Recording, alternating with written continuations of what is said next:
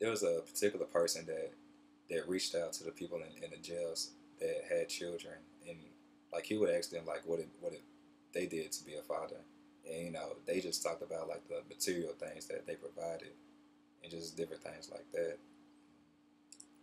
Yeah, because he would ask them questions like, "Are all of you guys good fathers?" And the majority of them would say yes because they would say things like, "My kids have the new Jordans, my kid has the new Xbox or PlayStation." And he was like, "So does that just make you a good father?" And most of them were like, "Yes," and they were like, "Well, what else do you do?" A lot of them didn't know.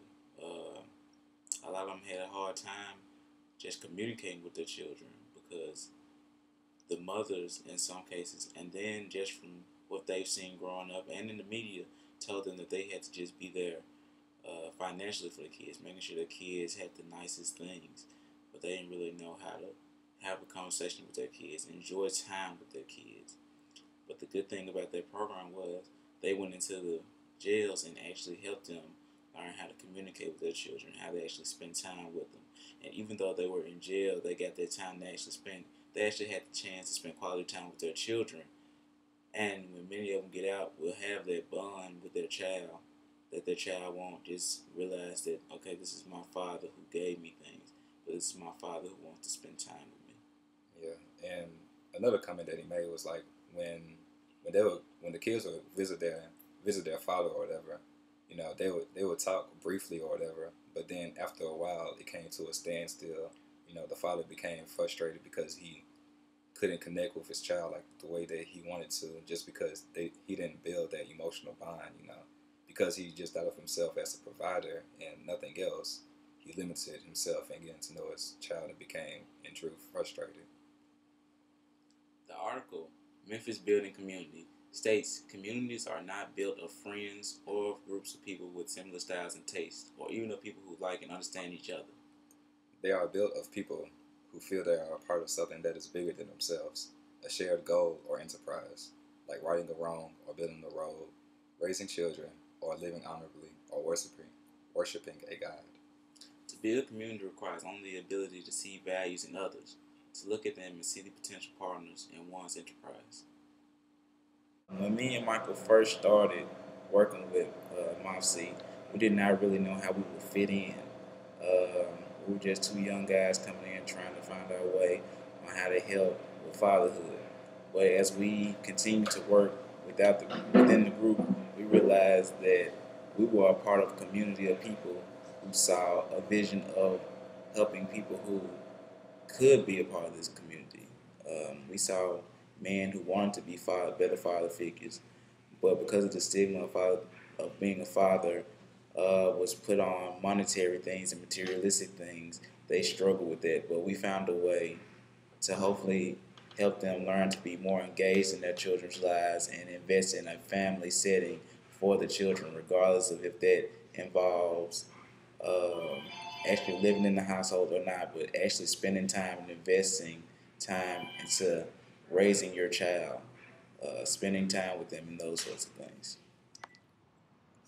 I think the event sums up our experience with MAF-C. It consisted of different people coming together to do something that they felt was bigger than themselves by having the shared goal of informing the community about what it means to be an engaged father. There was a person spearheading the project and others that made sure that the tasks were completed. People that were well connected in the community used their connections to get spots on the radio and speakers at the event, while others used their resources to provide the barbershop chairs and other props for the stage. And there was also a production staff that recorded the event. My part was to create a flyer for the event, and also while I was there, I took pictures. Taken separately, this event would not have been what it was. Because we used our individual talents, we were able to create a spark in Memphis that will hopefully catch fire.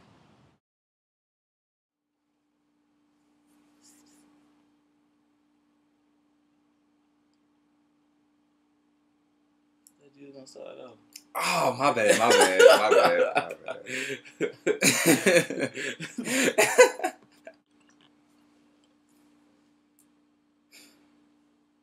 the goal for the goal for my the goal for my bad. I saw your I was teeth. saying we can still cut it. I'm just saying you might as well, since it's the beginning, you might as well say Memphis Area Fatherhood Coalition or also known as MAF-C in that way. You know what I'm saying? So, this event was planned to be held on March 12, 2011 from 11:30 a.m. to 2 o'clock p.m. at the Bridges Building in downtown Memphis. To see the link for the advertisement, just click on the additional link on our podcast. Christy was the main contact person for the organization of the. I don't know. I say an organization every time now. And then just say, I could just say for the organization, didn't yeah. Just start back with like Christy. I? Christy Peterson and Krishana Harper.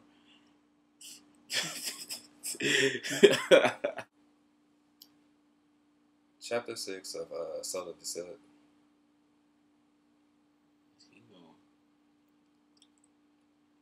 How did I really say that, man?